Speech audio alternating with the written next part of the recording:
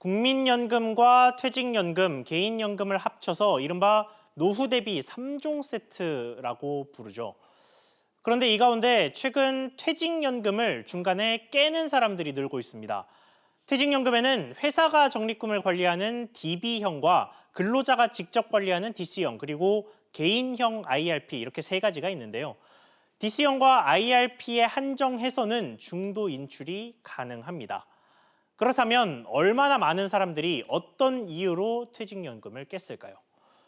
퇴직연금 중도 인출자는 지난 2015년에는 3만 명도 채 안 됐지만 바로 이듬해에 보시는 것처럼 4만 명을 넘어가더니 지난 2017년에는 5만 명을 다시 넘겼고 지난해에는 상반기만 따져봤을 때 3만 5천 명 정도를 기록했습니다.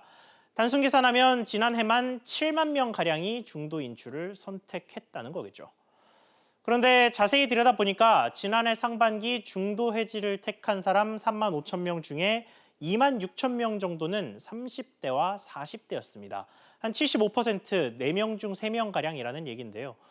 연금액이 많이 쌓인 장년층보다 대부분 젊은 층이 이 연금을 깼다는 얘기입니다. 그런데 퇴직연금은 깨고 싶다고 해서 무조건 돈을 뺄 수 있는 것도 아닙니다. 전세나 매매 등 부동산 관련 자금이 필요하거나 장기 요양 또 파산이나 개인회생 같은 사유가 있어야 이 퇴직연금을 인출할 수 있는데요. 그렇다면 3040 세대의 인출 사유는 뭐였을까요? 역시 집이었습니다. 30대 중도 인출자 15,000명 중에 10,000명 이상은 집을 사거나 보증금 마련을 위해서 퇴직연금을 깼습니다.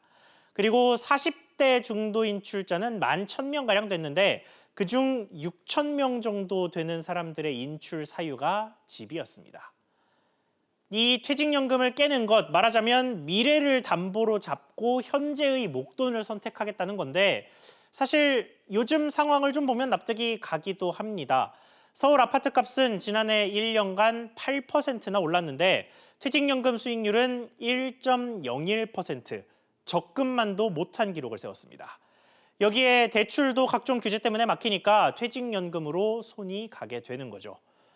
퇴직연금 수익률을 높이기 위한 다양한 방안이 제시되고 있지만 모두 국회에 발목이 잡혔습니다.